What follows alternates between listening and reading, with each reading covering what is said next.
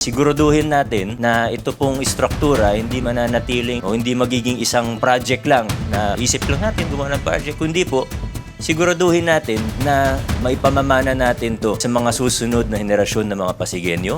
Siguraduhin natin na ito po ay future ready. Siguraduhin natin na itong building na ito, itong new city hall na ito, kasi hindi lang po building yung pinag-uusapan natin, kundi yung 2 hektarya po ng lupa. Kasama yung road network, kasama yung mga ibang yung plaza. We will make sure that what we will build will last for 100 years. Andito yung Hospital and Medical Center ng Pasig. Yan sa taas. Yan yung hospital na halos libre. Wala ka nang babayaran. Wala na yung building dito na luma. Ito yung City Hall na luma. Ito na siya. Kita natin na ground zero na siya. So bali ito yung makikita natin pagkatapos na itong Pasig City Hall na bago. Ayan.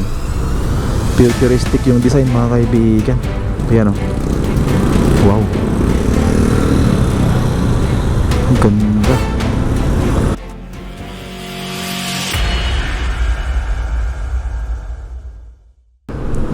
Good afternoon guys. Dito ngayon sa may Pasig. At pupunta tayo sa may Pasig Palengke. Heto na yung wala na pala yung building dito. Wala nang natira, mga kaibigan.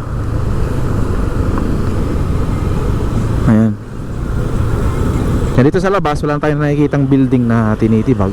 So bali, ikutan natin itong Pasig City Hall. Tingnan natin kung ano na yung mga kaganapan dito. Ito yung City Hall na nagkakahalaga ng mahigit 9 billion pesos. Yan, tingnan natin dito. Ayan. Yan yung entrance dito sa may palengke.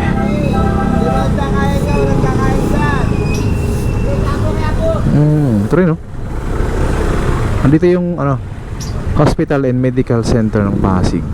Ayan sa taas.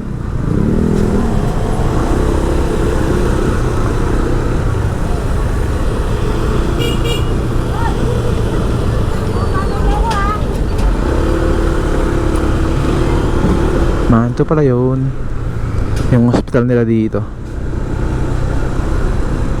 Dito inaano yung mga yan, ito yung hospital ng mga residente ng Pasig. Yan.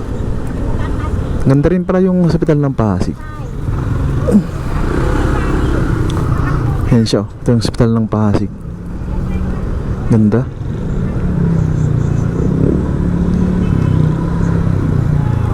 Yan yung hospital na halos libre. Wala ka nang babayaran. Daming buko dyan Magkano kaya dito? Buko. Bili tayo.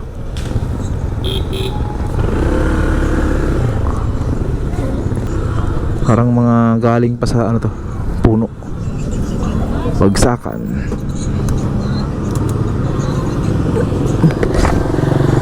Dami Kano kaya isang piraso? Gusto ko yung fresh buko. Ayun, solve.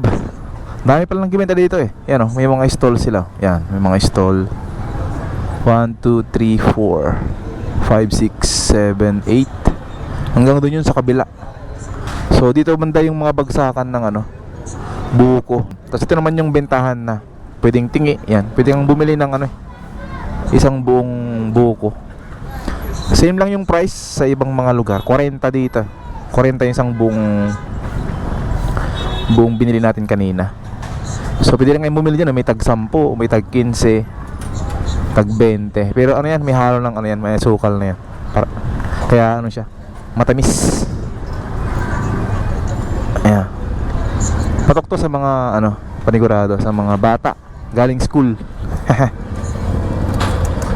Right, ikat tayo. Dami buko.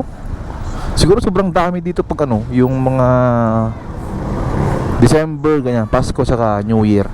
Punong-puno dito, panigurado.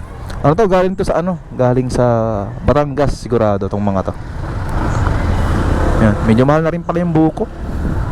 From 25 dati, ngayon ay 40 na. Sigurado sa Pasko, New Year gan. So, mas mahal pa yun siguro, mga 45 or 50 na yan. Ayan. So ito, inikot lang natin tong palengke ng Pasig, mga kaibigan. Ayan. Ito na siya. Ikot tayo dun sa kabila, daan tayo dito. May daanan dito, tignan natin. Ayan siya. Wala na yung building dito na luma. Yung City Hall na luma, ito na siya. Kita natin na ano siya, ground zero na siya. So bali ito yung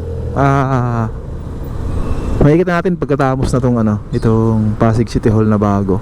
Ayan. Futuristic yung design, mga kaibigan. Ang ganda sa loob niya, parang mall. So ito Local Civil Registry. Yan. Ang ganda. 9 billion pa naman, mga kaibigan. The future of Pasig City. Ito siya. Tignan natin sa buo. Ayan o. Wow. Ang ganda. Ito yung itsura niya pagkatapos. Nilalagay na itong tarpaulin, no? Siguro paligid nito, itong palibot, yung lalagyan nila ng ng tarpaulin.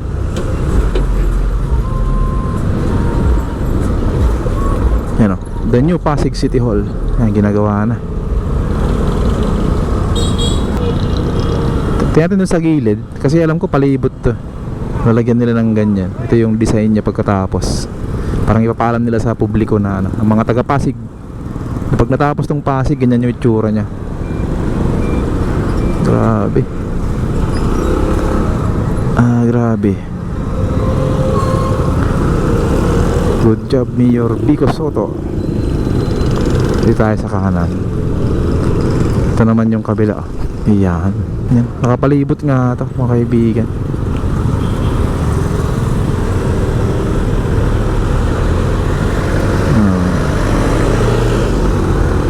Ganda daw yung dito.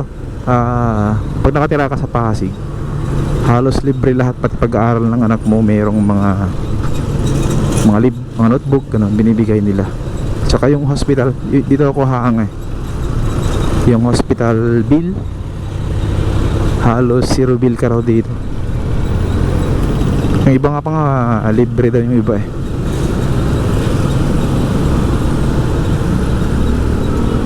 Grabe. Dahil lang tayo dun sa may gitna niya. Meron kasi dun dahanan. Dun yata. Yun dito. Ayan, bago siya magpalengke, meron dito. Ayan, ito yung nakahati kasi. Ayan, dito siya nakahati. Hindi ko lang alam kung susunod na mga pagkatapos tong kaliwa, ito namang kanan yung gagawin nila. Siguro ganun yung plano dito. Kasi medyo rin luma tong building dito sa kanan.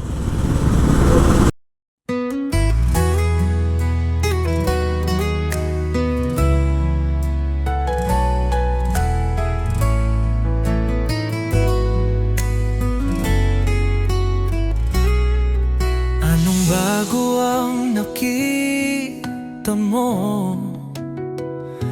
Mga tulay na nagdudugtong ng mundo,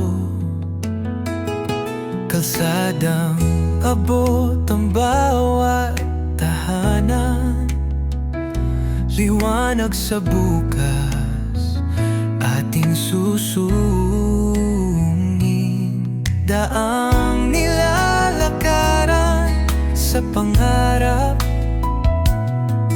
makabagong hangin ang sa atin nagpalad, bahay na matayo parang tumutulong, pag-asang di malayo, itutuloy lang natin.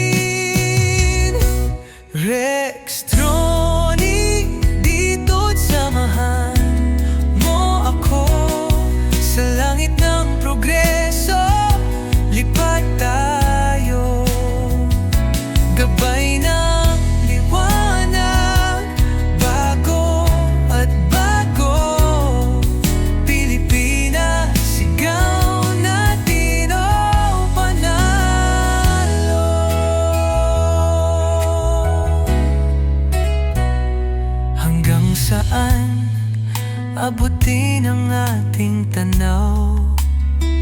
Kung may bayani, kamay na gumalaw. Walang imposible, basta tayo tiklop sa nayon. Sigaw sa syudad ito,